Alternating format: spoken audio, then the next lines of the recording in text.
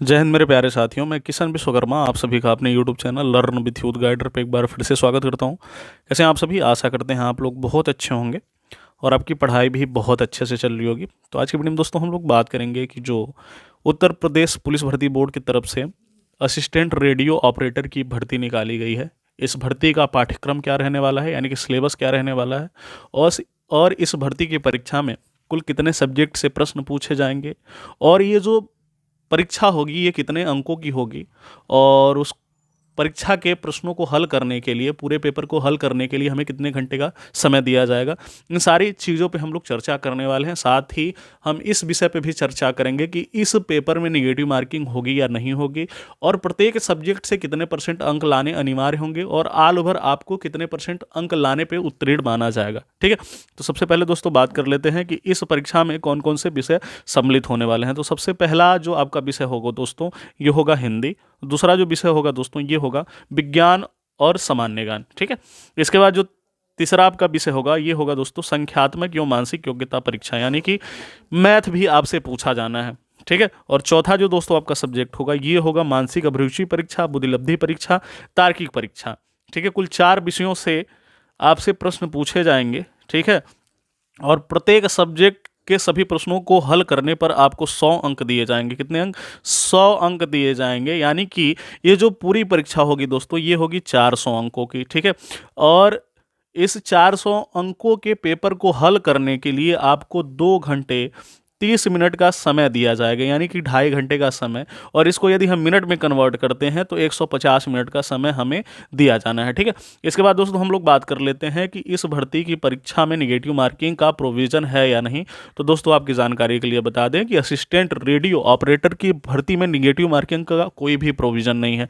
इसका मतलब ये हुआ कि इस परीक्षा में 0% निगेटिव मार्किंग है, यानी कि नहीं है, ना के बराबर निगेटिव मार्किंग है। ठीक है, इसके बाद बात करते हैं दोस्तों कि इस पूरी भर्ती की परीक्षा में प्रत्येक सब्जेक्ट से कितने % अंक लाने अनिवार्य होंगे। तो दोस्तों आपकी जानकारी के लिए बता दें कि यदि आप असिस्टेंट रेडियो ऑपरेटर की परीक्षा दे रहे हैं तो आपको प्रत्येक सब्जेक्ट से 50% अंक लाने अनिवार्य होंगे। ठीक है, यानी कि ये जो 100 अंक हैं, इसमें से 50 अंक आपको हर हाल में लाने अनिवार्य होंगे। यदि आप 50 अंक लाने में विफल होते हैं तो आपको अनुत्तीर्ण माना जाएगा। ठीक है, प्रत्येक सब्जेक्ट से आपको 50-50 अंक लाने अनिवार्य होंगे, तभी आप उत्तीर्ण माने जाएंगे। ठीक है, यानी कि ये जो 400 अंकों की परीक्षा है दोस्तों, इसमें आपको हर हाल में 200 अंक लाना ही लाना पड़ेगा। 200 अंक आपको ऑल ओवर लेके आना पड़ेगा, और 50 अंक प्रत्येक सब्जेक्ट से लेके आना पड़ेगा, तभी आप उत्तीर्ण माने जाएंगे। ठीक है, अब इसके बाद दोस्तों बात कर लेते हैं कि प्रत्येक सब्जेक्ट के किस किस पोर्शन से, यानी कि किस किस भाग से प्रश्न पूछे जाने हैं। तो सबसे पहले दोस्तों एक हम नज़र डालते हैं सामान्य हिंदी पे, और देखते हैं कि सामान्य हिंदी से हमसे क्या क्या पूछा जाएगा। तो सबसे पहली जो चीज़ पूछी जाएगी दोस्तों, ये पूछी जाएगी हिंदी और अन्य भारतीय भाषाएं। ठीक है, हिंदी और अन्य भारतीय भाषाएं। और दूसरी चीज़ जो पूछी जाएगी दोस्तों, ये पूछी जाएगी हमसे हिंदी व्याकरण का मौलिक ज्ञान, हिंदी वर्णमाला। ठीक है, और इसके बाद हमसे पूछा जाएगा तद्भव तत्सम पर्यायवाची विलोम अनेकार्थक वाक्यों के स्थान पर एक शब्द का चयन करना। ठीक है, इसके बाद हमसे पूछा जाएगा दोस्तों समरूपी भिन्नार्थक शब्द, अशुद्ध वाक्यों को शुद्ध करना, लिंग वचन कारक, सर्वनाम विशेषण क्रिया। इसके बाद हमसे पूछा जाएगा दोस्तों काल, काल वाच्य अव्यय, उपसर्ग, प्रत्यय, संधि, समास, विराम चिन्ह, मुहावरे एवं लोकोक्तियां, रस।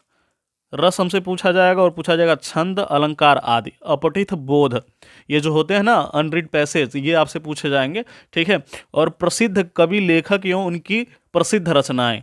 इसके बाद आपसे पूछा जाएगा दोस्तों हिंदी भाषा में पुरस्कार और विविध, आपसे पूछा जा सकता है। ये तो हो गया हिंदी सब्जेक्ट से क्या क्या पूछा जाएगा, इस पर एक छोटी सी चर्चा। इसके बाद दोस्तों हम चलेंगे अगला जो हमारा सब्जेक्ट है विज्ञान और सामान्य ज्ञान। तो इस सब्जेक्ट में सबसे ज़्यादा आपसे प्रश्न पूछे जाएंगे दोस्तों फिजिक्स से। फिजिक्स से इसलिए प्रश्न पूछे जाएंगे क्योंकि ये जो वैकेंसी है दोस्तों, ये टेक्निकल है। ठीक है, इसमें आपसे फिजिक्स से बहुत ज़्यादा प्रश्न पूछे जाएंगे, यानी कि यदि आपका जो जीएस का पेपर 40 अंकों का होता है तो उसमें से 20 प्रश्न इससे पूछे जाएंगे, फिजिक्स से पूछे जाएंगे।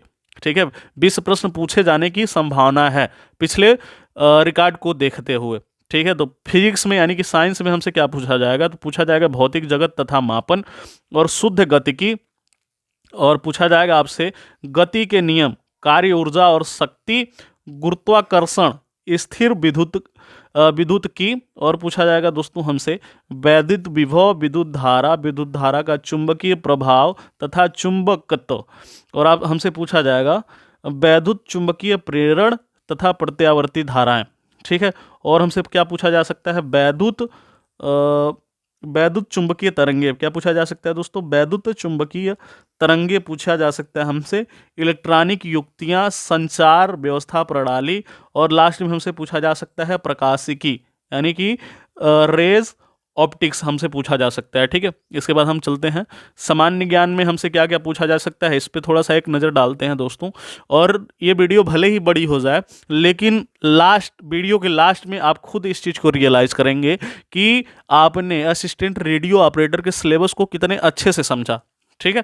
तो इसके बाद हम बात कर लेते हैं दोस्तों सामान्य ज्ञान पे। तो सामान्य ज्ञान में हमसे क्या पूछा जाएगा, सामान्य विज्ञान पूछा जाएगा। सामान्य विज्ञान में फिजिक्स भी हो सकता है, फिजिक्स और केमिस्ट्री और बायो भी हो सकता है। ठीक है, सामान्य विज्ञान में। ठीक है। तो उधर फिजिक्स आपसे पूछा जाएगा, वो जो फिजिक्स होगा दोस्तों ये इंटर लेवल का होगा, जो ऊपर दिया हुआ है, जिसमें मैंने ये प्रकाशिकी वगैरह बताया है। लेकिन ये जो फिजिक्स होगा दोस्तों और केमिस्ट्री होगा, बायो होगा, ये 10th लेवल का होगा, 10th यानी कि हाई स्कूल लेवल का होगा। ठीक है। अब इसके बाद जो अगला चीज़ हमसे पूछा जाएगा सामान्य ज्ञान में, क्या पूछा जाएगा, भारत का इतिहास पूछा जाएगा, भारतीय संविधान पूछा जाएगा, भारतीय अर्थव्यवस्था एवं संस्कृति पूछी जाएगी, भारतीय कृषि पूछी जाएगी, और आगे हमसे क्या पूछा जाएगा, वाणिज्य एवं व्यापार, जनसंख्या, पर्यावरण एवं नगरीकरण, और आगे हमसे क्या पूछा जाएगा, भारत का भूगोल तथा विश्व भूगोल। देखिए इसमें दो चीज़ें पूछी जानी है, भारत का भूगोल तथा विश्व भूगोल। और क्या पूछा जाना है, प्राकृतिक संसाधन, उत्तर प्रदेश की शिक्षा, संस्कृति और सामाजिक प्रथाओं के संबंध में विशिष्ट जानकारी। क्या क्या पूछा जाना है, उत्तर प्रदेश की शिक्षा, संस्कृति और सामाजिक प्रथाओं के संबंध में विशिष्ट जानकारी हमसे पूछी जानी है। इस वाले पोर्शन से बहुत अच्छे प्रश्न बनने की संभावना है दोस्तों, तो इस चीज़ को आप लोग बहुत अच्छे से देख लीजिएगा। इसके बाद हमसे क्या पूछा जाना है, उत्तर प्रदेश में राजस्व, पुलिस व सामान्य प्रशासनिक व्यवस्था, मानवाधिकार, आंतरिक सुरक्षा तथा आतंकवाद, यहाँ से भी प्रश्न पूछे जाने हैं। ये करंट अफेयर का पोर्शन है दोस्तों, तो यहाँ से आप लोग जब पढ़ेंगे यूपी का करंट अफेयर तो ये चीज़ें यहाँ से कवर हो जाएंगे। आगे क्या पूछा जाएगा, भारत और उसके पड़ोसी देशों के बीच संबंध, यानी कि इंटरनेशनल रिलेशन पूछे जाएंगे। ठीक है, कि जो भारत है इसके जितने भी पड़ोसी देश हैं, जैसे कि पाकिस्तान हो गया, नेपाल हो गया, म्यांमार हो गया, भूटान हो गया, ठीक है, श्रीलंका हो गया, बांग्लादेश हो गया, तो उन देशों से इसका क्या संबंध है, इससे भी प्रश्न बनने वाले हैं। ठीक है। और अगली चीज हमसे क्या पूछी जाएगी कि राष्ट्रीय तथा अंतर्राष्ट्रीय महत्व की समसामयिक विषय, राष्ट्रीय तथा अंतर्राष्ट्रीय संगठन, विमुद्रीकरण और उसका प्रभाव। आगे हमसे पूछा जाना है साइबर क्राइम, ये बहुत ही ज़्यादा इंपॉर्टेंट सब्जेक्ट है करंट अफेयर का। साइबर क्राइम, वस्तुएं सेवा कर, पुरस्कार और सम्मान, और आगे हमसे क्या पूछा जाना है, देश, राजधानी, मुद्राएं, महत्वपूर्ण दिवस, अनुसंधान एवं खोज, पुस्तक एवं उनके लेखक, सोशल मीडिया, कम्युनिकेशन। ठीक है। तो यहाँ से ये वाला जो पोर्शन है दोस्तों, यहाँ से कुल आपके 20 प्रश्न बनने हैं, 20 प्रश्न बनने हैं। ठीक है। तो इस चीज़ को आप लोग बहुत अच्छे से कर लीजिएगा। इसमें आप लोग इंडियन कॉन्स्टिट्यूशन को देख लीजिएगा, और ये क्या कहते हैं सामान्य विज्ञान वाला पोर्शन, फिजिक्स वहाँ से देख लीजिएगा। ठीक है। और नीचे जो अभी मैंने आपको सर्कल कर करके बताया है कि ये जो यूपी के बारे में चीज़ें पूछी जानी है, इसको देख लीजिएगा। और यहाँ से ये वाली जो चीज़ें हैं इनको खूब अच्छे से पढ़ लीजिएगा, क्योंकि यहाँ से बहुत ज़्यादा प्रश्न आने की संभावनाएँ हैं। ठीक है। अब इसके बाद दोस्तों हम लोग देखेंगे कि जो हमारा अगला सब्जेक्ट है, यानी कि जो मैथ पूछा जाना है, उसमें हमसे क्या क्या चीज़ें पूछी जानी है। ठीक है। बहुत सारे लोग डरा रहे हैं कि इसमें एडवांस मैथ भी आएगा, तो आइए उसकी भी सच्चाई देख लेते हैं कि इसमें एडवांस मैथ आने की कितनी संभावनाएं हैं। तो ये रहा दोस्तों मैथ का सिलेबस, संख्यात्मक एवं मानसिक योग्यता परीक्षा। इस मैथ में आपसे रीजनिंग भी पूछी जा सकती है, क्योंकि देखिए ये मानसिक योग्यता परीक्षा। ठीक है। तो यहाँ से रीजनिंग भी हो सकती है, यानी कि कुल 40 प्रश्न पूछे जाने हैं मैथ से। तो इसमें मान के चलिए कि 10 से 5 प्रश्न जो हमारे रहने वाले हैं ये रीजनिंग के भी रहने वाले हैं। ठीक है। तो इसमें पहली चीज़ हमसे क्या पूछी जानी है, संख्या पद्धति, जिसको हम कहते हैं नंबर सिस्टम। दूसरा चीज़ हमसे पूछा जाएगा सिंप्लीफिकेशन, यानी कि सरलीकरण, और दशमलव और भिन्न, यानी कि डेसिमल एंड फ्रैक्शन। और हमसे क्या पूछा पूछा जाएगा highest common factor and lowest common multiple, यानी कि महत्तम समापवर्त और लघुत्तम समापवर्तक, ये चीज़ें हमसे पूछी जानी है। और हमसे क्या पूछा जाएगा दोस्तों, अनुपात और समानुपात, प्रतिशतता यानी कि परसेंटेज प्रॉफिट एंड लॉस यानी कि लाभ और हानि, डिस्काउंट यानी कि छूट, सिंपल इंटरेस्ट, और क्या हमसे पूछा जा और दोस्तों मैथ में पूछा जा सकता है चक्रवृद्धि ब्याज यानी कि कंपाउंड इंटरेस्ट, भागीदारी औसत यानी कि एवरेज, टाइम एंड वर्क यानी कि समय और कार्य, टाइम एंड डिस्टेंस यानी कि समय और दूरी, सारणी और ग्राफ का प्रयोग, और मेंसुरेशन भी इसमें पूछा जाएगा, अच्छे लेवल का मेंसुरेशन, ठीक है। और अब से अंकगणितीय संगणना व अन्य विश्लेषणात्मक कार्य और विविध में बहुत कुछ हो सकता है कि एडवांस मैथ से भी क्वेश्चन, कोऑर्डिनेट ज्योमेट्री, ये क्या कहते हैं, ये सारी चीज़ें आपसे पूछी जाएं, ठीक है। त्रिकोणमिति से भी प्रश्न बन सकते हैं, यानी कि ट्रिग्नोमेट्री से भी प्रश्न पूछे जा सकते हैं, ठीक है। विविध का मतलब बहुत कुछ होता है, ठीक है, तो कहीं से भी प्रश्न मैथ में पूछा जा सकता है, ठीक है। इसके बाद दोस्तों हम चलते हैं, अगला जो हमारा सब्जेक्ट है मानसिक योग्यता परीक्षा। अब हमारा पोर्शन स्टार्ट होता है रीजनिंग वाला जो पोर्शन है दोस्तों, ये 3 भाग में विभाजित है, ठीक है। एक छोटी सी मिस्टेक हो रही थी वीडियो बनाते टाइम, वो ध्यान में आ गई। ये जो मानसिक योग्यता परीक्षा है ये मैथ का ही पार्ट सेकंड है, यानी कि ख पार्ट है, ठीक है। तो इसमें हमसे क्या क्या चीज़ें पूछी जा सकती हैं, इस पर भी हम थोड़ा सा एक छोटा सा ध्यान देते हैं, छोटा सा नहीं, एक परिचर्चा करते हैं। तो इसमें हमसे पूछा जाएगा तार्किक आरेख, ठीक है, और क्या पूछा जाएगा, संकेत संबंध विश्लेषण, प्रत्यक्ष ज्ञान बोध, शब्द रचना परीक्षण, और हमसे क्या पूछा जा सकता है, अक्षर और संख्या श्रृंखला, शब्द और वर्णमाला में आंशिक समरूपता, और हमसे क्या पूछा जा सकता है दोस्तों, व्यवहारिक ज्ञान परीक्षण, ठीक है। व्यवहारिक ज्ञान परीक्षण मतलब वही कि यदि आप रोड पे जा रहे हैं, रोड के बगल में किसी आदमी का एक्सीडेंट हो जाता है, तो क्या आप उसको हॉस्पिटल में पहुंचाएंगे या नहीं पहुंचाएंगे, इस तरह के प्रश्न भी आपसे पूछे जा सकते हैं। दिशा ज्ञान परीक्षण, वही रीजनिंग वाला पोर्शन। आंकड़ों का तार्किक विश्लेषण, यही जो होता है आपका रीजनिंग में चैप्टर। प्रभावित तर्क, अंतर्निहित भावों का विनिश्चय करना, ये चीज़ें आपसे पूछी जाएंगी, ठीक है। अब हमारा स्टार्ट होता है असिस्टेंट रेडियो ऑपरेटर के सिलेबस का पार्ट 4 यानी कि चौथा पार्ट, जिसमें हमसे क्या पूछा जाएगा, मानसिक अभिरुचि बुद्धिलब्धि तार्किक परीक्षा। तो सबसे पहले हम एक नज़र डाल देते हैं दोस्तों मानसिक अभिरुचि परीक्षा में हमसे क्या क्या चीज़ें पूछी जा सकती हैं। तो आइए दोस्तों इस पर भी एक नज़र डालते हैं और देखते हैं कि इसमें क्या क्या चीज़ें पूछी जा सकती हैं। तो ये देखिए क्या पूछा हुआ, निम्नलिखित के प्रति आपका दृष्टिकोण कैसा है।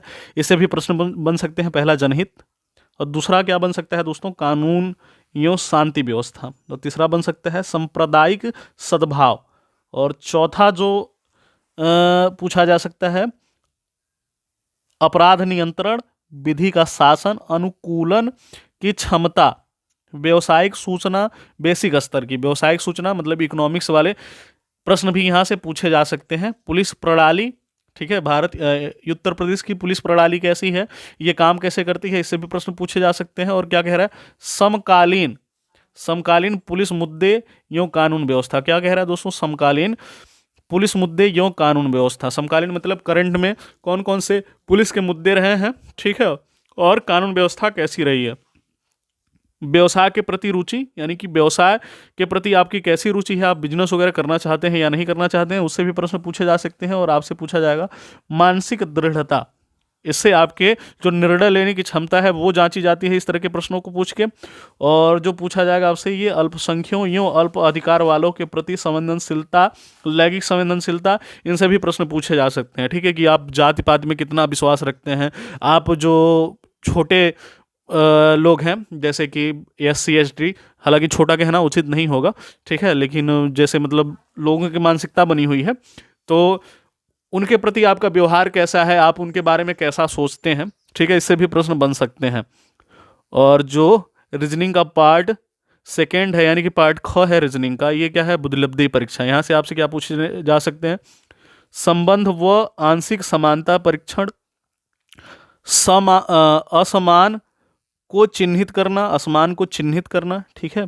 असमान को चिन्हित करना के मतलब कि कोई प्रश्न पूछेगा कि निम्न में से कौन सा असमान है, 4 ऑप्शन रहेंगे, ठीक है, तो उनमें से कोई एक ऐसा रहेगा जो असमान रहेगा, ठीक है। जैसे कि मान लीजिए कि निम्न में से कौन सा विषम है। निम्न में से कौन सा विषम है? और ऑप्शन में रहेगा 0, 2, 4 और 5। ठीक है, तो यहाँ पे देख पा रहे हैं 0, 2 और 4 ये क्या है? सम है, लेकिन पांचवा क्या है? विषम है, तो इसको हमें टिक करना पड़ेगा। ठीक है, इसके बाद दोस्तों हम देखेंगे कि आगे क्या हमसे पूछा जा सकता है। असमान को चिन्हित करना, श्रृंखला पूरी करने का परीक्षण। ठीक है, मिसिंग वर्ड पूछे जाएंगे, संकेत लिपि और सांकेतिक लिपि को समझना। ठीक है, और हमसे क्या पूछा जा सकता है? दिशा ज्ञान परीक्षण, ब्लड रिलेशन यानी कि रक्त संबंध, वर्णमाला पर आधारित प्रश्न जो कोडिंग डिकोडिंग होते हैं उस तरह के प्रश्न। ठीक है, और क्या पूछा जा सकता है दोस्तों? समय क्रम परीक्षण, वेन आरेख और चार्ट, सदृश परीक्षण, गणितीय योग्यता परीक्षण और क्रम में व्यवस्थित करना। चीज़ों को क्रम में व्यवस्थित करना जो प्रश्न पूछा जाता है उससे भी प्रश्न यहाँ पे पूछे जा सकते हैं। ठीक है, अब इसके बाद चलते हैं दोस्तों कि जो रीजनिंग का पार्ट लास्ट पार्ट है यानी कि ग है तार्किक परीक्षा, रीजनिंग टेस्ट। इसमें हमसे क्या क्या पूछा जा सकता है? तो इसमें पूछा जाएगा समरूपता, समानता, भिन्नता, खाली स्थान भरना, समस्या को सुलझाना, विश्लेषण निर्णय, निर्णायक क्षमता, और क्या हमसे पूछा जा सकता है दोस्तों? दृश्य समृद्धि, विभेदन क्षमता। ठीक है, विभेदन क्षमता, पर्यवेक्षण, संबंध, अवधारणा, अंकगणितीय तर्क, अंकगणितीय तर्क, शब्द और आकृति वर्गीकरण, शब्द और आकृति का वर्गीकरण, क्लासिफिकेशन ऑफ फिगर भी हमसे पूछा जा सकता है, और अंकगणितीय संख्या श्रृंखला। ठीक है, अंकगणितीय संख्या श्रृंखला का मतलब जो प्रश्न होते हैं ना 1, 6, 5, बीच में कोई क्वेश्चन मार्क आ गया, इसके बाद 9 आ गया, तो बीच में हमसे पूछ लिया कि ये जो क्वेश्चन मार्क के स्थान पे क्या आएगा। इस तरह के प्रश्न भी पूछे जा सकते हैं। इसके बाद हमसे क्या पूछा जाएगा दोस्तों कि अमूर्त विचारों व प्रतीकों तथा उसके संबंधों से सामंजस्य की क्षमता। ठीक है, ये चीजें भी हमसे पूछी जा सकती हैं। तो ये तो रहा दोस्तों Uttar Pradesh assistant radio operator के परीक्षा का पाठ्यक्रम। ठीक है, तो आई थिंक एक एक चीज़ें आपको बड़े ही अच्छे से समझ में आई होंगी। आपने इस भर्ती के पूरे पाठ्यक्रम को बहुत ही अच्छे से समझा होगा। यदि इस वीडियो को देखने के बाद भी आपके दिमाग में कोई ऐसा डाउट रह जाता है जो इस वीडियो में मैंने क्लियर नहीं किया है, तो प्लीज़ आप इस वीडियो के कमेंट सेक्शन में अपना डाउट मेंशन कर सकते हैं। मैं जैसे ही आपका कमेंट देखूंगा आपका डाउट क्लियर कर दूंगा। ठीक है, और कल एक अतुल भाई थे जो पूछ रहे थे कि EWS में एज रिलैक्सेशन मिलेगा या नहीं मिलेगा, तो उनका डाउट मैं इसी वीडियो में क्लियर कर देता हूं। तो देखिए दोस्तों, ये जो असिस्टेंट रेडियो ऑपरेटर का नोटिफिकेशन उसमें ये मेंशन किया हुआ है कि किस कैटेगरी के लोगों को कितने वर्ष आयु में छूट दी जाएगी। तो देखिए अनुसूचित जाति है इनको 5 वर्ष, अनुसूचित जनजाति यानी कि जो ST कैटेगरी से बिलोंग करते हैं उनको भी 5 वर्ष, और जो OBC कैटेगरी से बिलोंग करते हैं इनको भी 5 वर्ष। लेकिन अगर आर्थिक रूप से कमजोर हैं यानी कि EWS कैटेगरी से आप बिलोंग करते हैं, EWS कैटेगरी से बिलोंग करते हैं, तो आपके उम्र में कोई भी छूट नहीं दी जाएगी। ठीक है, मतलब कुछ भी छूट नहीं दिया जाए आपको यदि आप EWS कैटेगरी से बिलोंग करते हैं। ठीक है, तो आई थिंक आपका जो डाउट होगा वो क्लियर हो गया होगा। तो इसके बाद मिलते हैं दोस्तों अगली वीडियो में। अगले जितने भी आपके डाउट हैं उनको क्लियर करने के लिए जल्द ही हम लेके आएंगे एक अगली वीडियो, और इस वीडियो करते हैं हम यहीं पे ख़त्म। यदि ये हमारी वीडियो आपको पसंद आई है तो इसको लाइक करें, हमारे चैनल को सब्सक्राइब करें और वीडियो को जरूर शेयर करें। मिलते हैं अगली वीडियो में दोस्तों, तब तक के लिए नमस्कार, थैंक यू।